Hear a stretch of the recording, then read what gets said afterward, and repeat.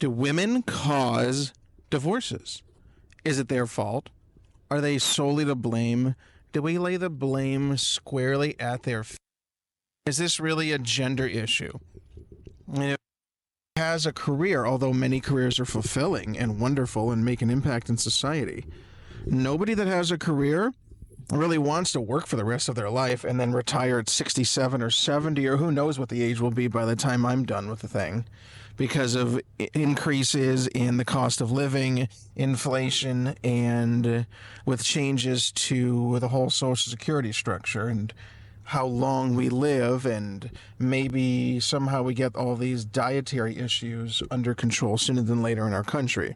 Again, not a political statement, just a little bit of scientific fact or scientific reference is perhaps more appropriate. Okay, so do women cause divorces? Well, if a woman is unhappy that her husband is not pulling his weight, then maybe she will want a divorce and maybe marry somebody that she considers to be more successful. Well, did that exist 20 or 30 years ago? Did men, I should say, traditionally and historically marry women so that they could provide for them, so that they could live off of women, so that the woman could do that? We used to call those men gigolos, that they would marry a super wealthy woman, older or perhaps of a less social status or some other physical characteristic that the man might feel superior in marrying that person. That was really uncommon. And now today we have to wonder, because if statistically women are taking over the workforce, and that's not an aggressive statement, I just simply mean percentage-wise, because I believe I read recently that more women are graduating from college than men, which might mean that more women will be employed and or employable than men. If that is the case, then isn't it in fact true that men may have to rely on women the way that women, in a sense, used to have to rely on men?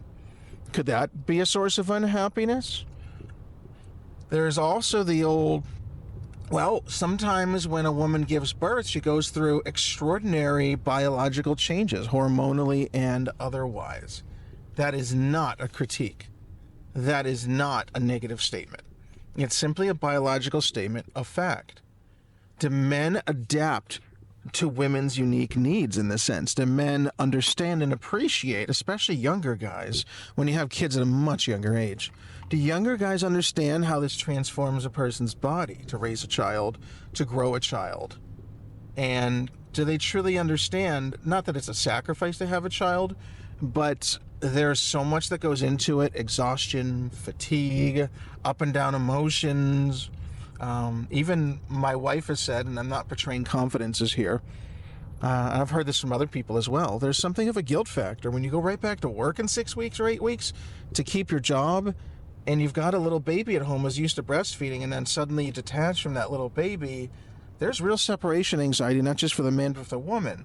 And if you put all these things together with the everyday struggles of careers going up and down, finances going up and down, inflation, all of these societal pressures and everything in between, family pressures, expectations, mental health issues, when we factor all of this in, does that mean that women are at fault? I think that it's much broader than that. And people that write petty comments like that in forums, that it's always the women, or women initiated divorce, or it's all because the women cheat, or the women do this, or the women do that, that's really short-sighted. It doesn't demonstrate much thought toward what it means to be a woman, what it means to give birth, what it means to have career and family pressures. We all have things like that, just differently and uniquely. And that doesn't mean that it's correct or appropriate to cast blanket aspersions on somebody just because their experience is different than yours. Women have the right to be unhappy and get a divorce too. Women have the right to feel the way that they do, and just because they have feel a certain way doesn't mean that they're wrong. And it doesn't mean that by ignoring the way that another person feels that you're married to, that somehow that's okay.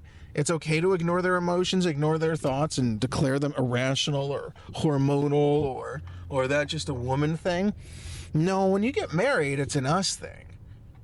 That doesn't mean that every man or every woman that's ever been married is on the straight and narrow. Some people really have severe emotional and psychiatric problems that may prevent them from having traditional relationships, maybe normal in italics or quotation marks. And not everybody is capable of sustaining a long-term relationship, sure. But I think it's better to portray that in the sense that women are people of the opposite gender, not just saying because she's a woman. No, that is, again, short-sighted and reduces women to a gender rather than making them unique and incredible people. And there's so much more that goes into it. So no, I don't think that women are the cause of divorce. I don't think that women are responsible for divorces. I think that people as couples are responsible for divorces, and they would do well to take greater charge and greater care of their relationship on a day-to-day basis rather than an occasional basis when something goes wrong and then ascribing blame to some unknown force that they do not understand because maybe they didn't participate in that relationship from day one.